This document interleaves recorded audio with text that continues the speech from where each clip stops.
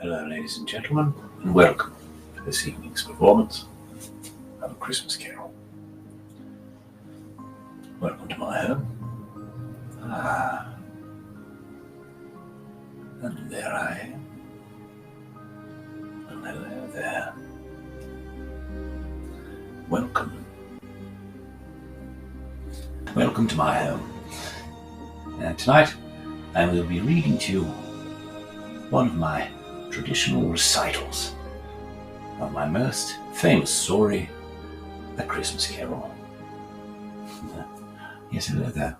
Now, you're all attending this show as spirits, which I assure you, this is not Halloween.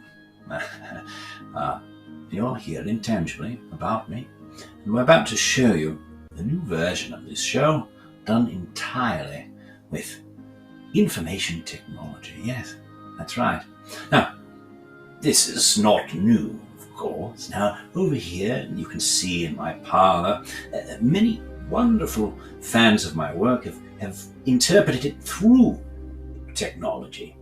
So somebody gifted me with a stereoscope, and they took a picture of me with a stereoscopic camera. Can you imagine a three-dimensional photograph?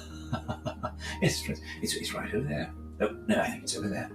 And if you look at that, yes, imagine the possibilities of, in the future, someone looking at me as if I was standing in the same room with them. Wonderful. And then over there, you can also see some of the slides that have been used to interpret my works from a magic lantern.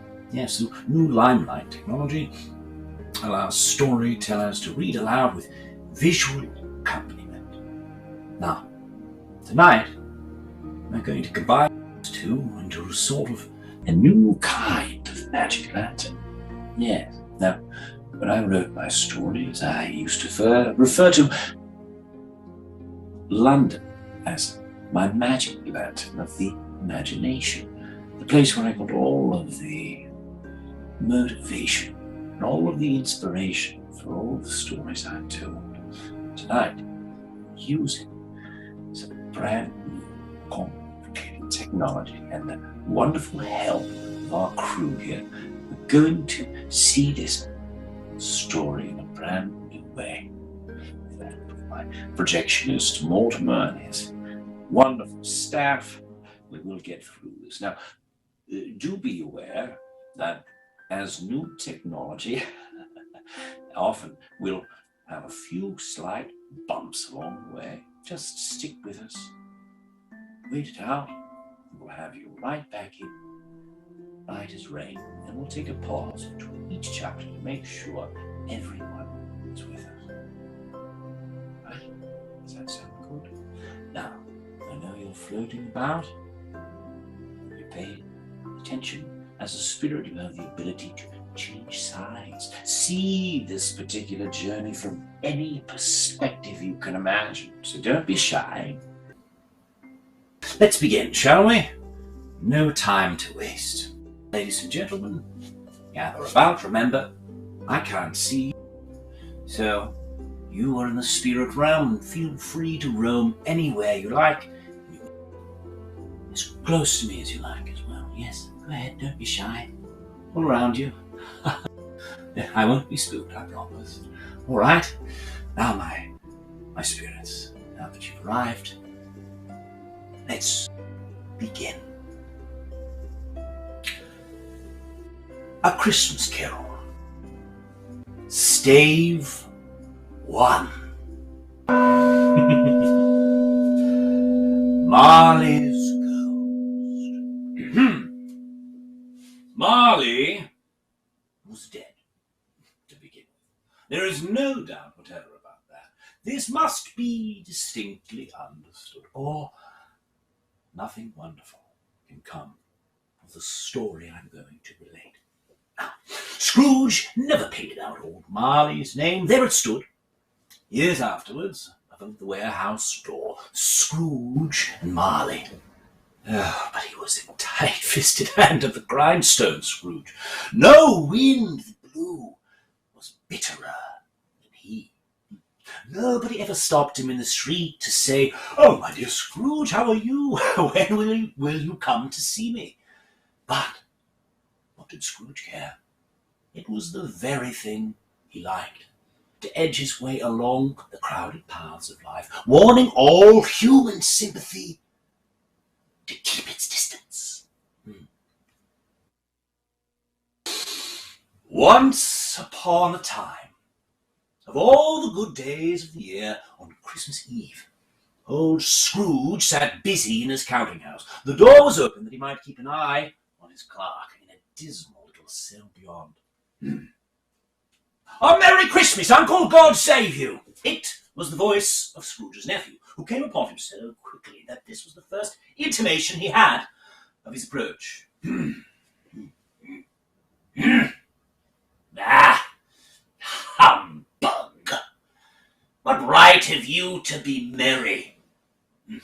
You're poor enough. Come then, what right have you to be dismal? You're rich enough, Yeah. If I could work my will, every idiot who goes about with Merry Christmas on his lips should be boiled in his own pudding and buried with a stake of holly through his heart. Keep Christmas in your own way, and let me keep it in mine. But you don't keep it. Let me leave it alone, then. Good may it do you. Much good it has ever done you. Don't be hungry, Uncle. Come, dine with us tomorrow. I want nothing of you. I ask nothing from you.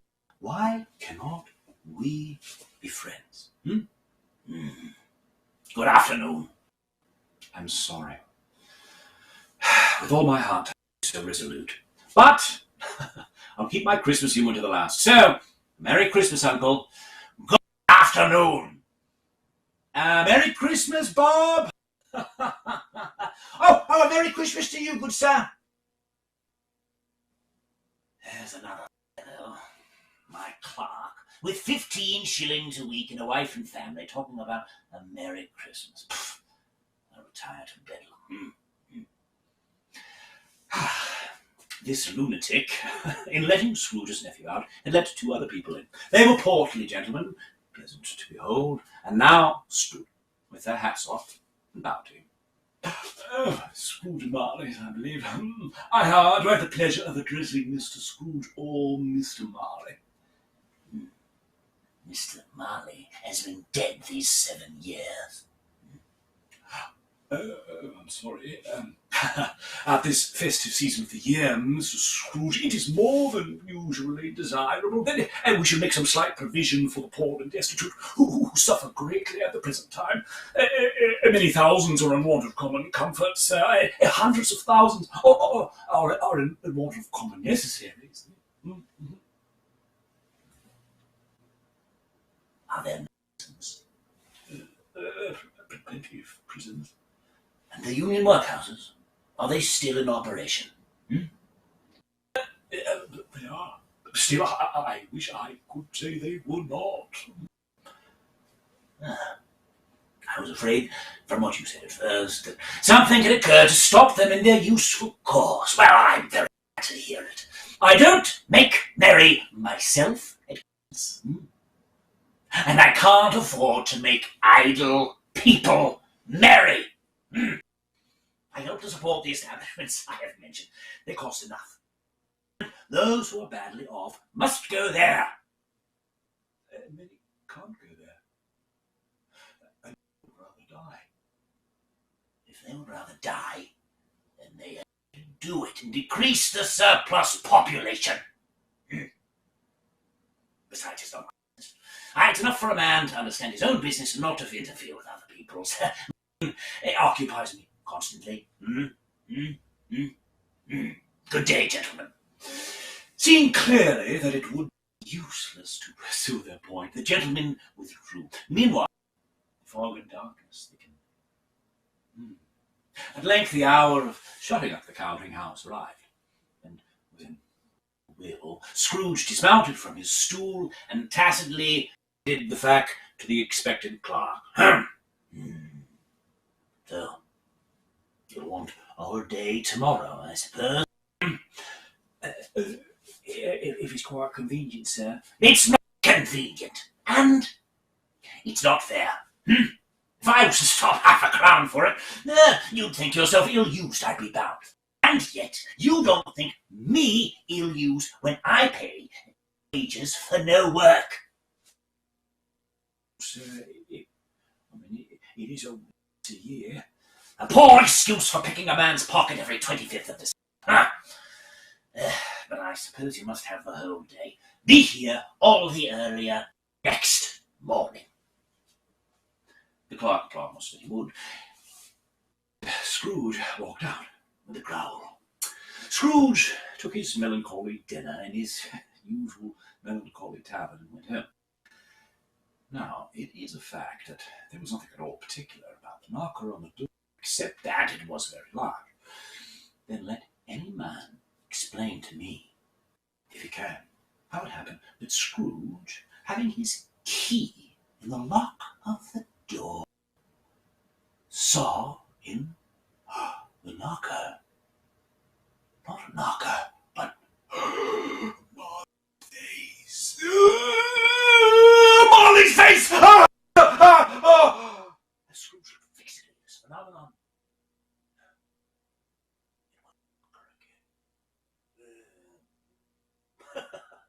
Pooh-pooh. Scrooge was not a man to be frightened by echoes, but he walked through his rooms to see that all was right. Nobody under the table, nobody under the sofa, nobody in his dressing gown, which was hanging up in a suspicious attitude against the wall. All right. What's that sound? Oh dear. No! It's humbug still! I won't believe it! How now? No. What do you want with me? Much. Who are you? In life I was your partner, Jacob Marley. Can you sit down? Oh dear, I can't hear you. I can't hear anything. You don't believe in me. I don't. Why do you doubt your senses? Because a little thing affects them. A slight disorder of the stomach makes them cheat. You may be an undigested bit of beef, a blot of mustard, a crumb of cheese, a fragment of an underdone potato. I can't hear There's anything. more of gravy than of grave about you, whatever you are.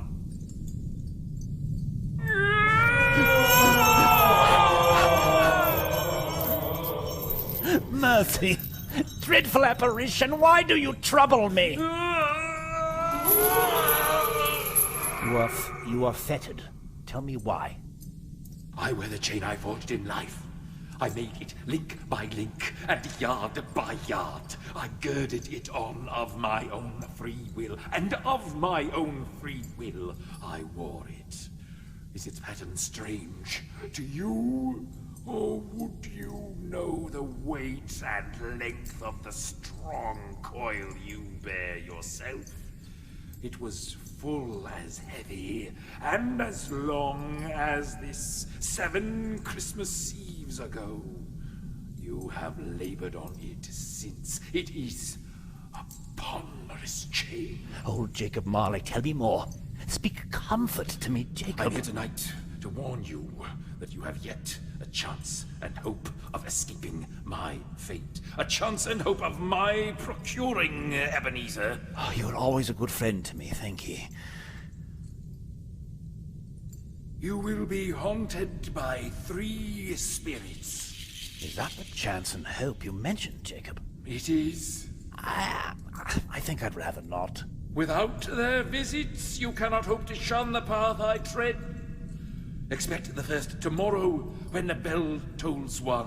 Couldn't I take them all at once and have it over, Jacob? Expect the second on the next night at the same hour. The third upon the next night, when the last stroke of 12 has ceased to vibrate.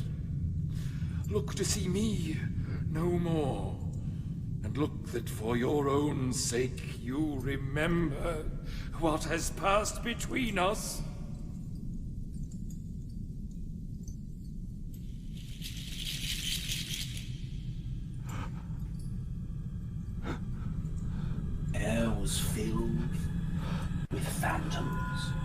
wandering hither and thither in restless haste, and moaning as they went.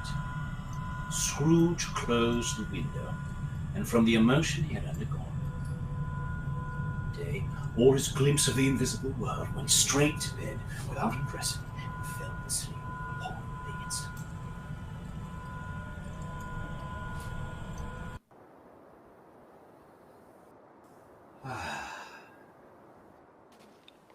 Audio test from Debbie. Audio Well then, ladies and gentlemen, Can you hear me? that was stave one of A Christmas Carol.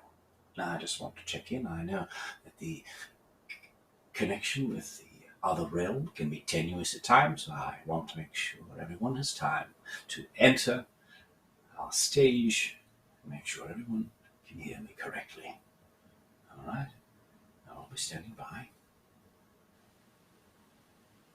Wonderful. All right there. Now, I don't have anyone's name quite yet, anyone who's visiting, but I do know that you're all around me. Wonderful. All right. So now that we've given a short moment for everyone to rejoin, once again, I haven't heard from my projectionists who might be in the room. They do have a knack for the second slide. So. Yep. All right. We'll continue.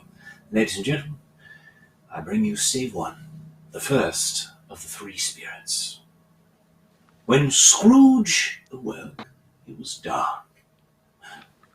To his great astonishment, the clock bell went on from 7, and from 7 to 8, and regularly up to 12. 12. Then it stopped.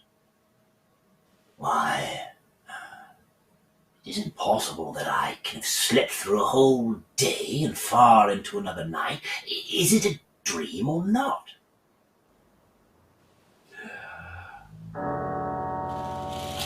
Flashed through upon the instant, and the curtains of his bed were drawn aside. Scrooge found himself face to face with the unearthly visitor. Are you the spirit, sir, whose coming was foretold to me? I am. Who and what are you? I am the ghost of Christmas past. Long past. No, your past. What business brings you here? Your welfare. Well, I'm much obliged, but I can't help thinking that a night of unbroken rest would have been more conducive to that end. Your reclamation, then. Take heed. What? Rise and walk with me. He rose, but finding that the spirit made for the window, clasped his robe. I'm mortal and liable to fall. Bear but a touch of my hand, and you shall be up more than this.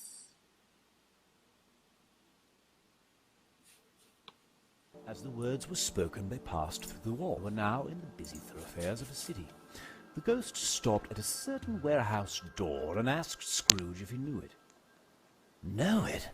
I was apprenticed here. Why, it's old Fezziwig. Bless his heart, it's Fezziwig alive again. Yo-ho there, Ebenezer! Scrooge's former self, now grown a young man, came briskly in. Oh, yo-ho, my boy. No more work tonight. Merry Christmas, Ebenezer. Let's have the shutters up before a man can say Jack Robinson. Hilly-ho, clear away. Clear away, my lad. Let's have lots of room here. In came a fiddler with a music book and made an orchestra of it. In came Mrs. Fezziwig, one vast, substantial smile. In came the 3 Ms. Fezziwigs, beaming and lovable. In came the 6 young followers whose hearts they broke. In came all the young men and women employed in the business. In they all came, one after another. And away they all went, 20 couples at once. Old Fezziwig, clapping his hands, cried out, "Well done!" Scrooge acted like a man out of his wits. His heart and soul were in the scene, and with his former self, he remembered everything, enjoyed everything, and underwent the strangest agitation. Oh,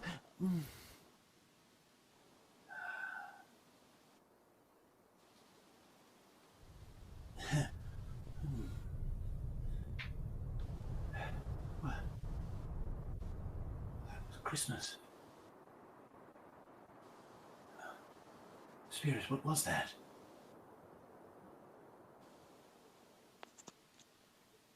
Let us see another Christmas.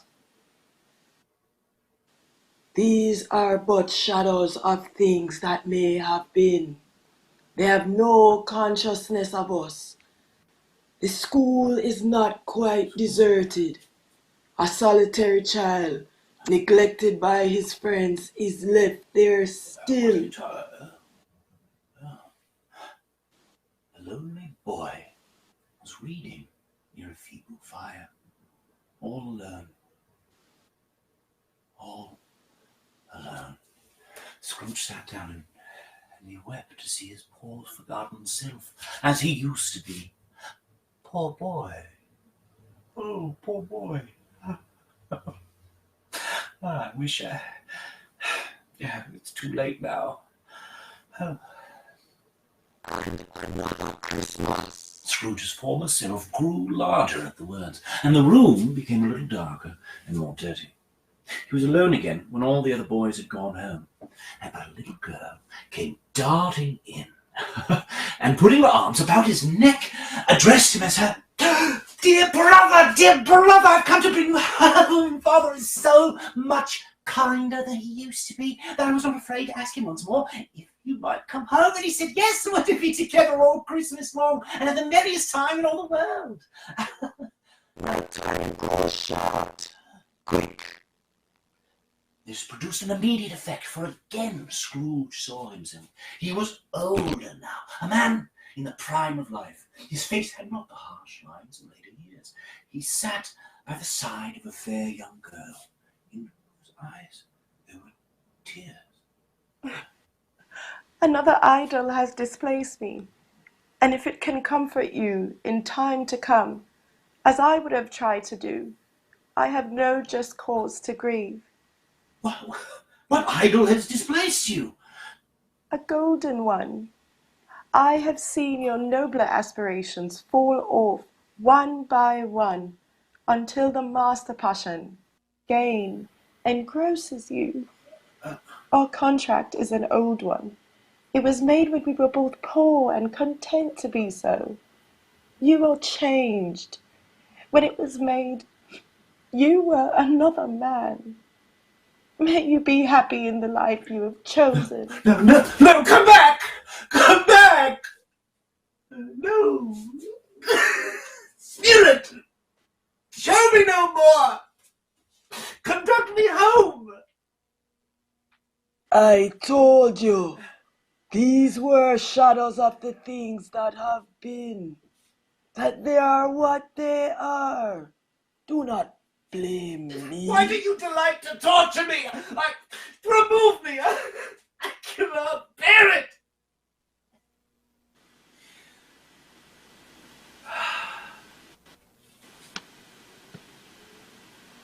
And now we're back.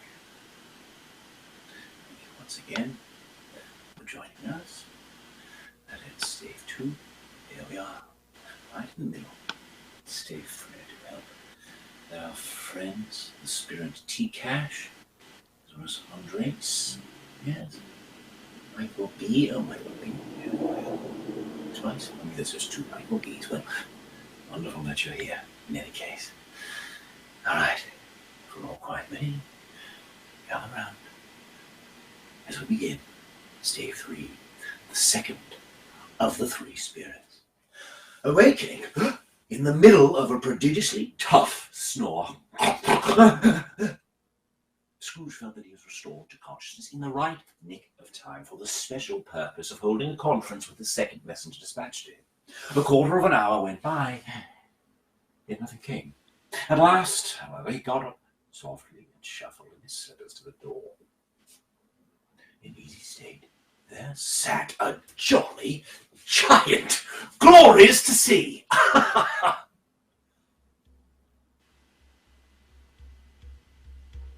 Oh. There he is.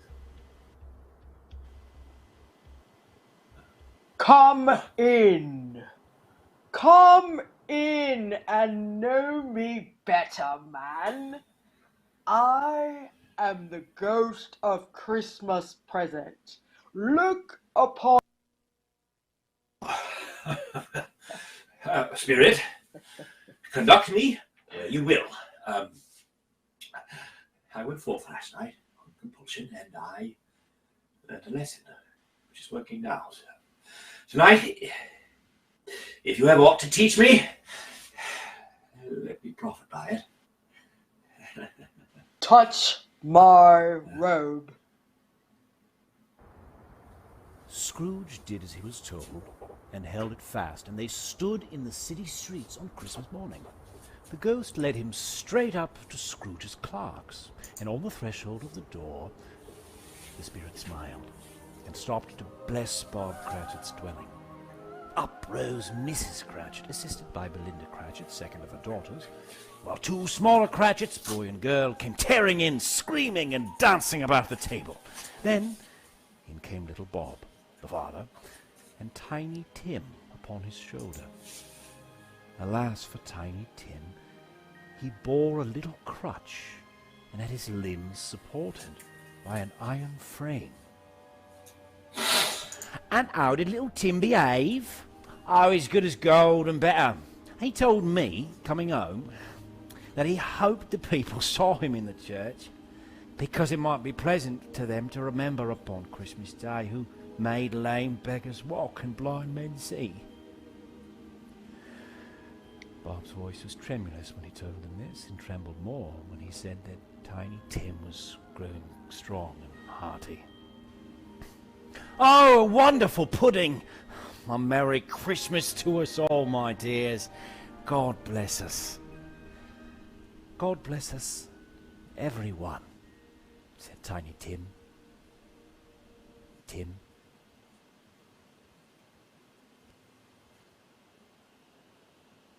Spirit, tell me if Tiny Tim will live. I see a vacant seat in the poor chimney corner, and a crutch without an owner, carefully preserved. If these shadows remain unaltered by the future, the child will die. No. Can't Spirit say he will be spared? What then? If he be like to die, he had better do it, and decrease the surplus population. Man, if man you be in heart forbear that wicked can't until you have discovered what the surplus is and where it is, will you decide what men shall live, what men shall die? It may be that in the sight of heaven you are more worthless and less fit to live than millions like this poor man's child.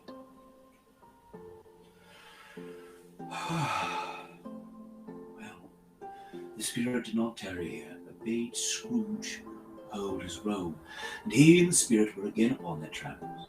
It was a long night, if it were only a night, but Scrooge had his doubts of it.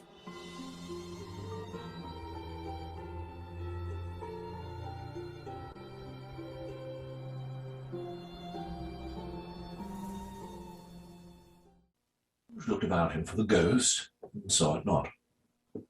As the last stroke of 12 ceased to vibrate, he remembered the prediction of old Jacob Marley, and lifting up his eyes,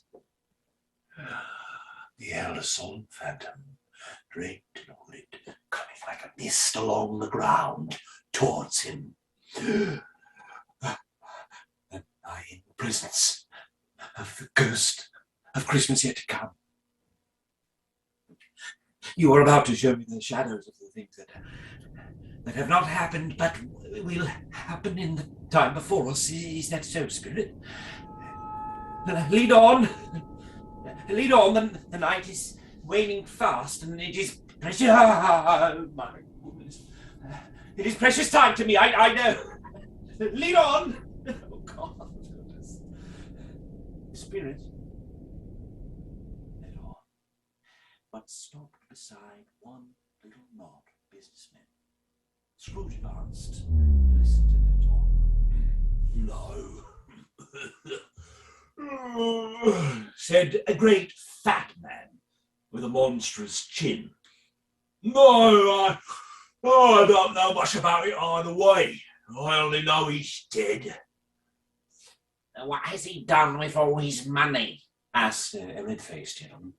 "No, I haven't heard," said the man with a large chin, yawning again. "Oh, left it to his company, perhaps. He hasn't left it to me, that's all I know." Well, it's likely to be a very cheap funeral, for upon my life I don't know of anyone to go to it. Scrooge knew the men and looked towards the spirit for an explanation. But that lied on. Spirit, I see. The case of this unhappy man might be my own. My life tends that way now. Merciful heaven, what is this? He recoiled in terror, for the scene had changed, and now he almost touched a bed. A bare, uncurtained bed on which, beneath a ragged sheet, there lay a something covered up. A pale light fell straight upon the bed. On it, plundered and bereft, unwatched, unwept, uncared for, was the body of this man. Scrooge glanced towards the phantom. Its steady hand was pointed to the head. Spirit, this is a fearful place. In leaving it, I shall not leave its lesson. Trust me. Let us go. The ghost conducted him through several streets familiar to his feet, and as they went along, Scrooge looked here and there to find himself, but nowhere was he to be seen. They entered poor Bob Cratchit's house, the dwelling he had visited before, and found the mother and the children seated round the fire. Quiet. Very quiet. The mother had laid her work upon the table and put her hand up to her face. "The colour hurts my eyes. It makes them weak by candlelight, and I wouldn't show weak eyes to your father when he comes home for the world. It must be near his time, but I think he has walked a little slower than he used these few last evenings. I've known him walk with Tiny Tim upon his shoulder, very fast indeed. But he was very light to carry, and his father loved him so that it was no trouble. And there's your father at the door." Bob was very cheerful with them, and spoke pleasantly to all the family. "And my dear, I wish you could have gone. It would have done you good to see how green a place it is. But you'll see it often. I promised him that I would walk there on a Sunday." My little child. My little child.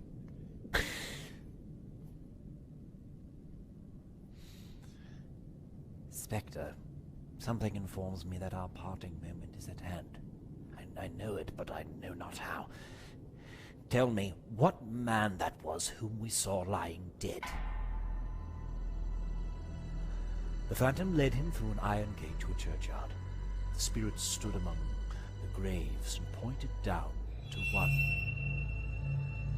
Before I draw nearer to that stone to which you point, answer me one question. Are these the shadows of the things that will be, or are they the shadows of things that may be only? The spirit was immovable as ever, and following the finger, Scrooge read upon the stone of the neglected grave his own name. Am I that man who lay upon the bed? No, spirit, no.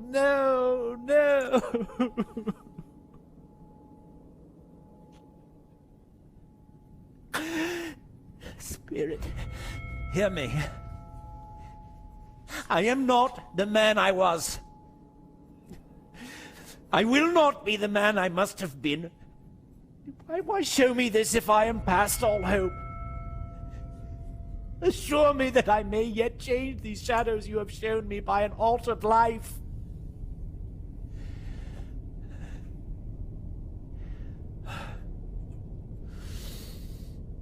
I will honor Christmas in my heart and try to keep it all the year. I will live in the past, the present, and the future. I will not shut out the lessons that they teach. Oh, tell me I may sponge away the writing on this stone. In his agony, he caught the spectral hand. It sought to free itself, but he was strong in his entreaty and detained it. The spirit, stronger yet, repulsed him. Holding up his hand in a last prayer to have his fate reversed, he saw an alteration in the phantom's hood and dress. It shrunk, collapsed, and dwindled down into a bedpost.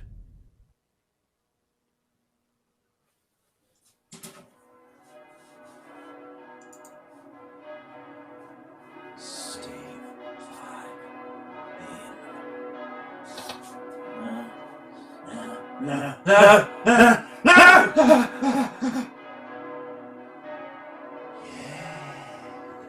Yes. And the bedpost was his home. The bed was his home. The room was his own best and happiest of all time before I don't know the day of the month it is. I don't know how long I've been among the spirits. I don't know anything. I'm quite a baby. Never mind, I don't care. I'd rather be a baby. Hello! Whoop! Hello here! What's today, my fine fellow? Today? Why, Christmas Day. It's Christmas Day. I haven't missed it. Jacob Marley.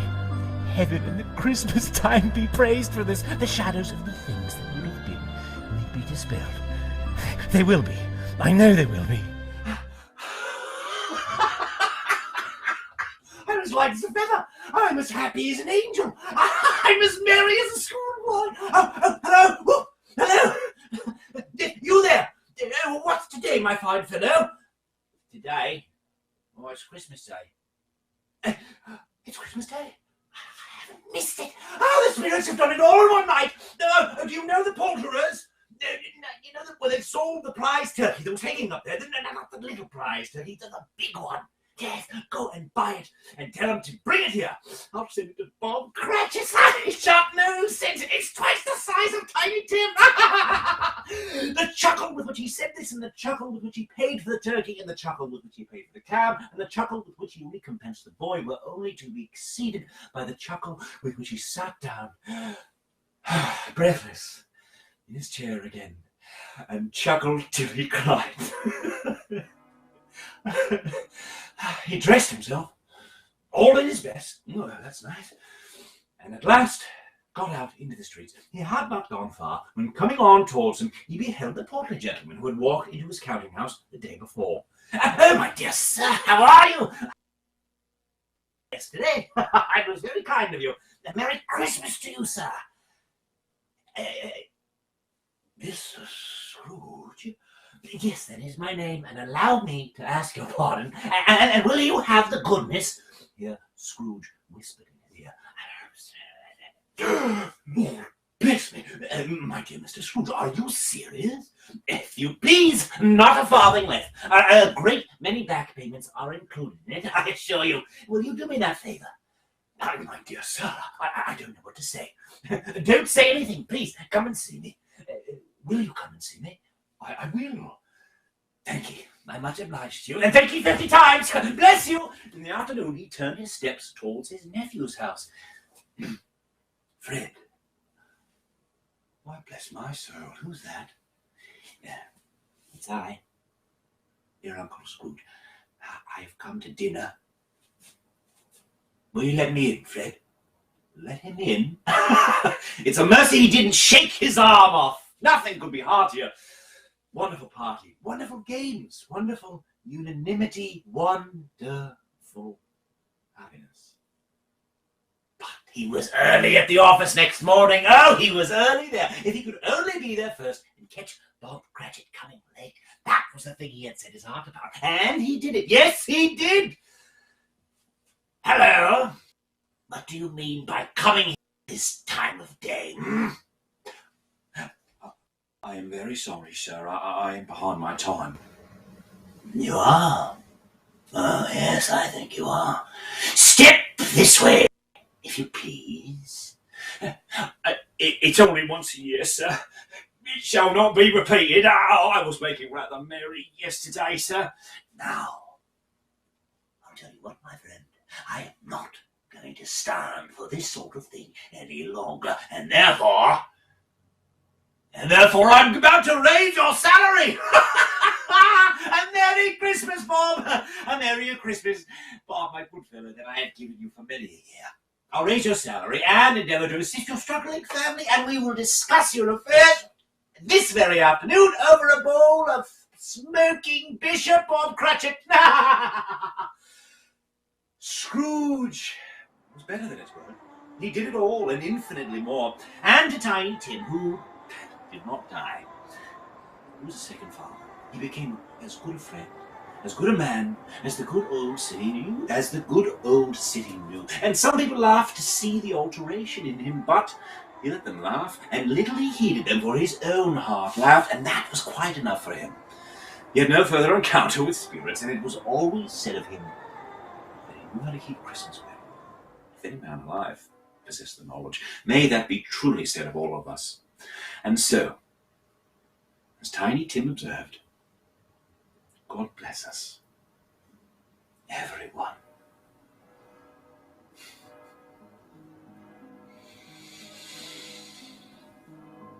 The end.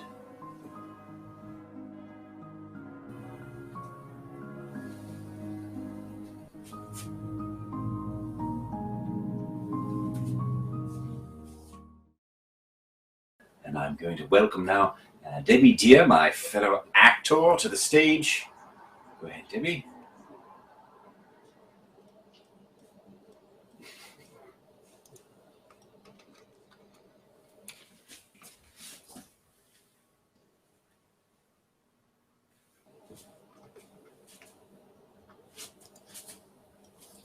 Hey, folks.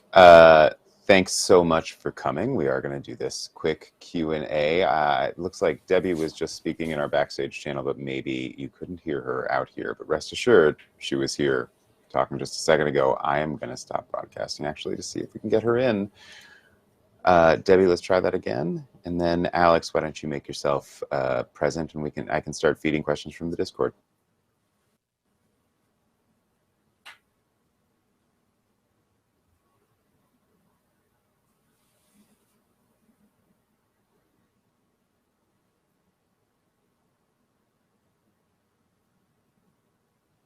Just a moment.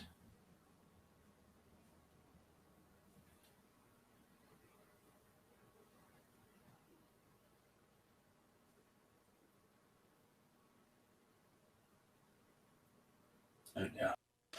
Well, we're dealing with some audio issues, but my fellow actor Debbie Deer will be joining us in a moment. Hello? In the meantime, I think I'm here. Oh, lovely. Welcome, Debbie.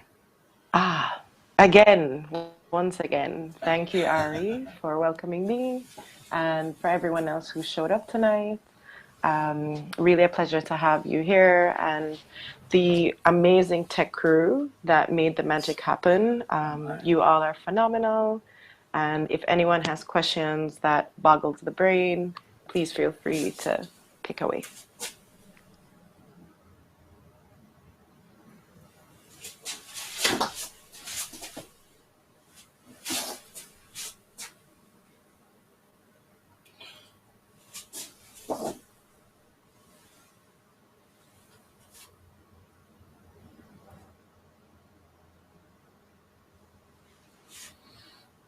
Indeed, I could.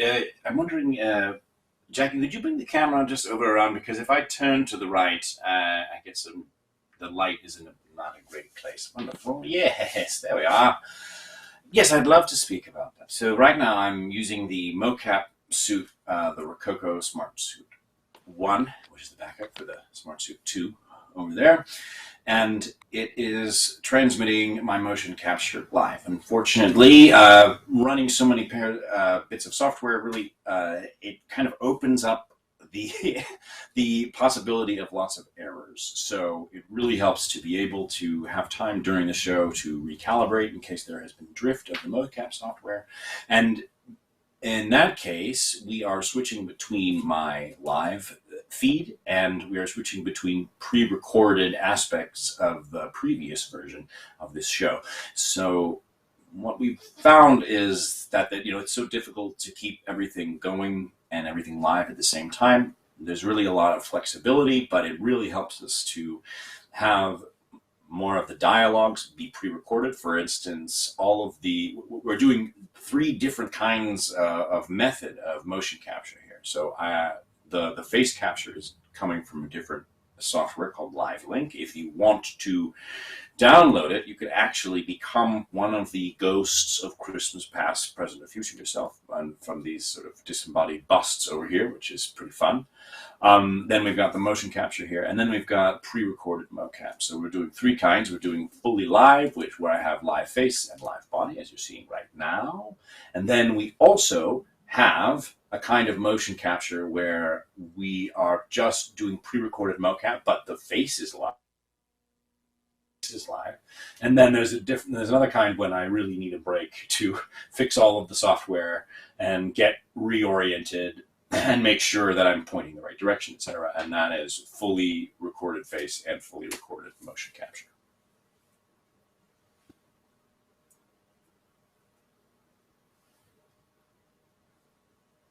Yeah. So we have another question that says, what do the actors see/hear during the performance, and how is it different from the audience experience? Well, of course, you're watching either in the live stream or you're watching in VR.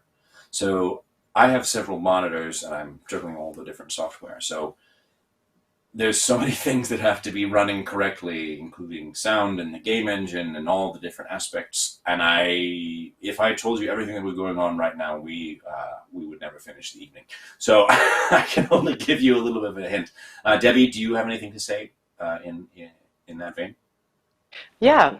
So as Ari said, there's a lot happening in the back end. From my end, what I'm seeing is my mapped live link face. Ari's seeing that too.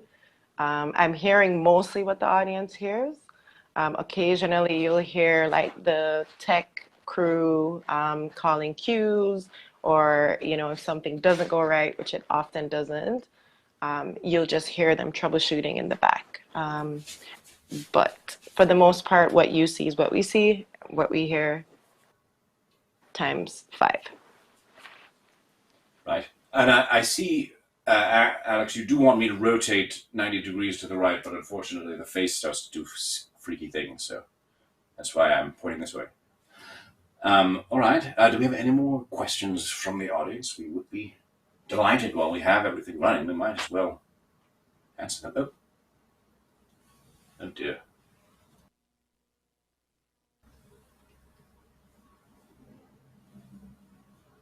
Okay. So is there a technical assistant for the actor? How are we shifting between mocap? Yes. In addition to these 2 people here, we have a full crew behind us. We have June, who is an amazing ninja with the Unreal Engine. June! And she is running an interface that plays all of the cues behind the scenes. I don't know if we can give a little bit of... we're so close to each other, Debbie. Wonderful. Hello there. You're over there. There we are. She's playing all of the cues in mocap and controlling what costume I'm wearing and all kinds of wonderful cues behind the scenes. And we are monitoring audio. So we have Kevin, who is doing ticketing and stage managing. And then we have one person, the lovely Jackie, who's just in charge of my computer and making sure that I know what's going on at any given time. There's a lot happening besides, excuse me, as I slowly moonwalk to the right. This is the drift that I was talking about, and if I leave this going for too long, I'll probably drift right through the wall over there. I like it.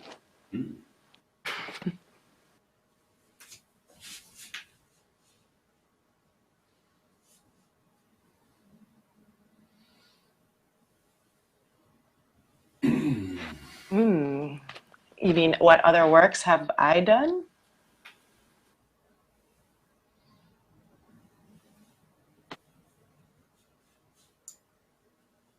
Absolutely. So the question is also, have the actors done other VR performances, and what are ways that VR acting differs from other forms of performance? Uh, well, I have directed and written a VR film. So this is actually my first performance in front of the stage or camera. And VR acting differs greatly, I would say, from IRL, just from the perspective that you have to deliver so much more with the voice and embody the character a bit deeper than if you're in person. And that's just because we can rely on other variables like the body, the environment, to deliver the performance, in IRL, in real life. But in VR, you really do have to utilize the vocal cords, I find. Um, Ari played like 20 characters in this, so obviously Ari is very expert at modulating the voice, but that's the number one difference that I found. Another thing that we could speak late into the night about, I teach VR theater at York University in Toronto, and a lot of teaching my students is how to be aware of your physical presence in space while simultaneously in VR.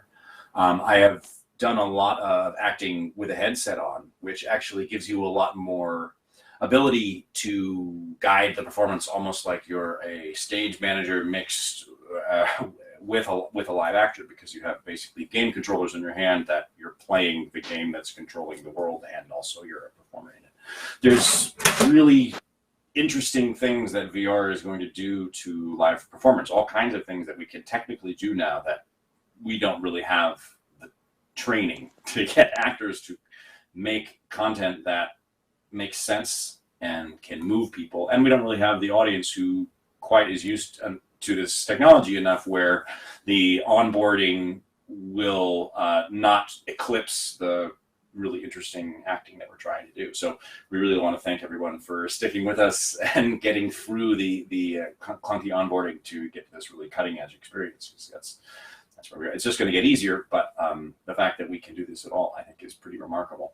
So, I could go on and on about how you're working in multi-hybrid modalities simultaneously, and you are both creating the illusion for the audience and resisting the illusion that VR is giving to your senses. Because, if you go full force with a VR headset on, you could very easily injure yourself. It's there's all kinds of safety concerns and all kinds of different ways to use this, but essentially, this is the most powerful tools we've been ever given for live theater. This is the immersive theater of your dreams, where all of the space you could ever want is completely free, as opposed to, a warehouse in a metropolitan area in New York or LA. So, yeah, Dickens calls it the magic lantern of the imagination, and that's really where we are.